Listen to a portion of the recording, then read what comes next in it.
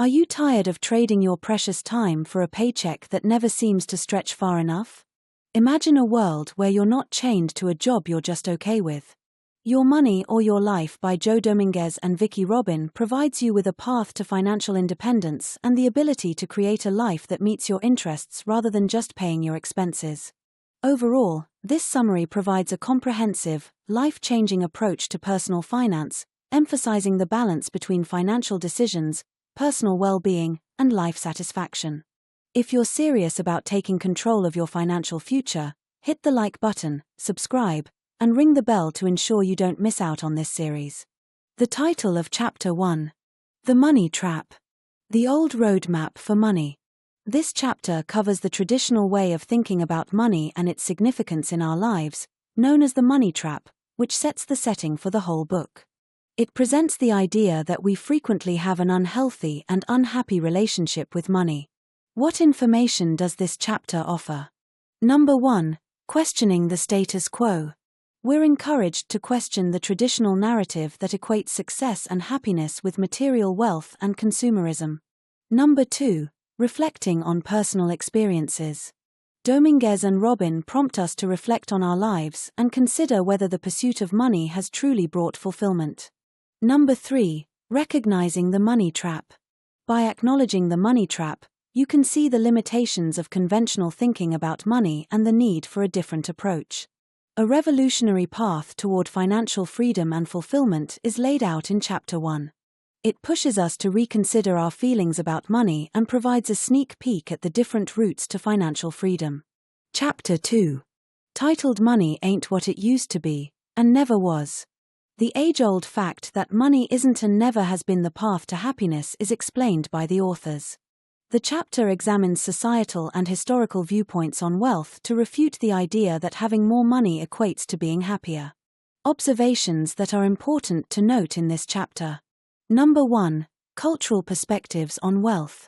Throughout history and across different cultures, people have found fulfillment and happiness through various means beyond material wealth, such as relationships, personal growth, and community. Number 2. The illusion of more. Society often perpetuates the idea that acquiring more money and possessions will lead to greater happiness.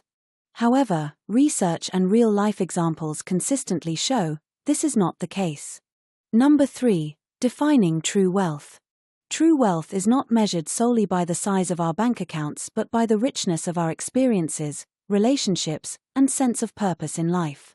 Through the analysis of opposing perspectives and historical antecedents, the chapter challenges the prevailing wisdom about money and success and lays the groundwork for a paradigm shift.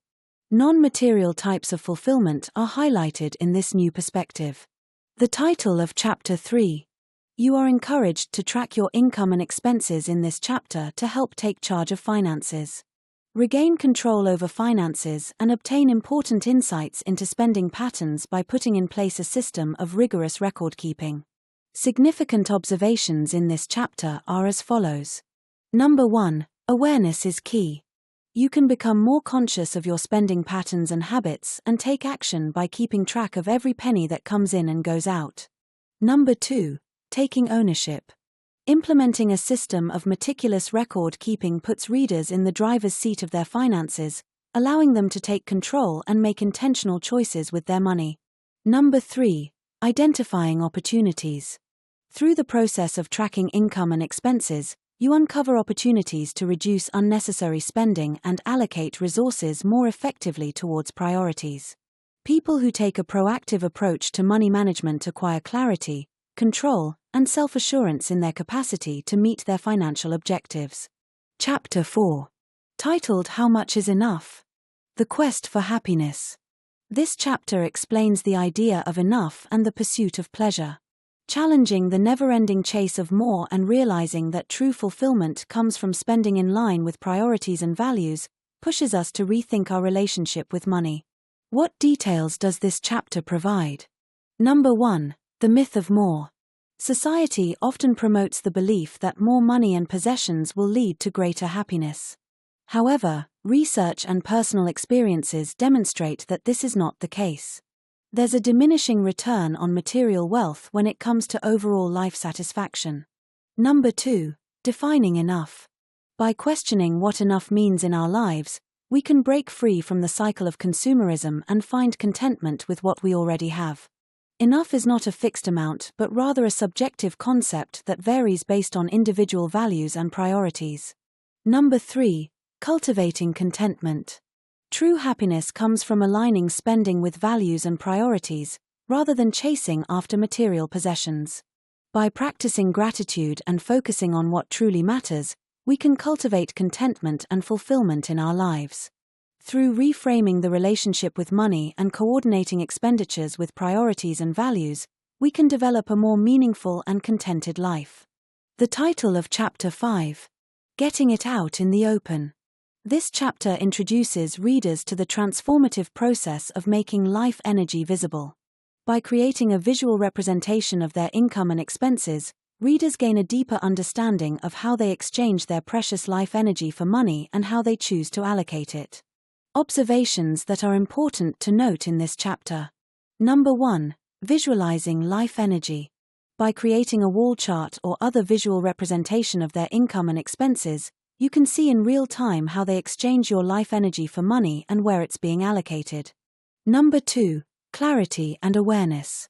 Making life energy visible allows you to gain clarity on your spending habits and patterns. It highlights areas where life energy is being expended unnecessarily and prompts you to reassess priorities. Number 3. Empowerment through visualization. The act of creating a visual representation of income and expenses empowers you to take control of your financial lives. It serves as a tangible reminder of the value of time and energy, encouraging more mindful spending decisions. Acquire clarity, knowledge, and control over your finances by visualizing your income and expenses, which opens the door to a more purposeful and happy existence. Chapter 6. Titled The American Dream, on a Shoestring. An inexpensive explanation of the concept of the American dream is given in this chapter. It challenges the myth that achieving the American dream requires vast wealth and material possessions, in favor of a simpler and happier way of life. What knowledge does this chapter impact on us? Number 1. Redefining the American dream. The chapter encourages you to question the conventional definition of the American dream, which often equates success and happiness with material wealth and possessions. Number 2. Living within your means. Reducing financial stress and living within your means can be achieved by adopting a simpler lifestyle. You can be more fulfilled and pleased if you place a higher value on relationships and experiences than material belongings. Number 3. The joy of simplicity. Simplifying life by decluttering possessions, reducing expenses, and focusing on what truly matters promotes a sense of freedom, joy, and peace of mind. The American dream may be redefined, and you can discover more happiness and joy by embracing simplicity and avoiding consumerism. The title of Chapter 7. For Love or Money. Valuing your life energy, work and income. The relationship between work and income, emphasizing the importance of valuing life energy in the pursuit of financial independence, is evaluated in this chapter.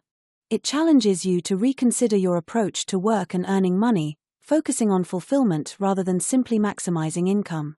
What details does this chapter provide? Number 1. The trade-off of work and income. The chapter highlights the trade-off between work and income, emphasizing that higher-paying jobs often require sacrificing more life energy and personal time. Number 2. Aligning work with values. We are encouraged to assess whether our current work aligns with values and priorities. If not, we are prompted to look into alternative career paths or income streams that offer greater fulfillment.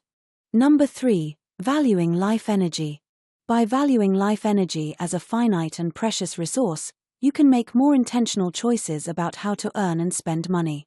This involves prioritizing activities and endeavors that provide genuine fulfillment and meaning. People can attain greater balance and fulfillment in their lives by prioritizing things that offer joy and satisfaction and by aligning employment with their values. Chapter 8. Titled Catching Fire. The Crossover Point.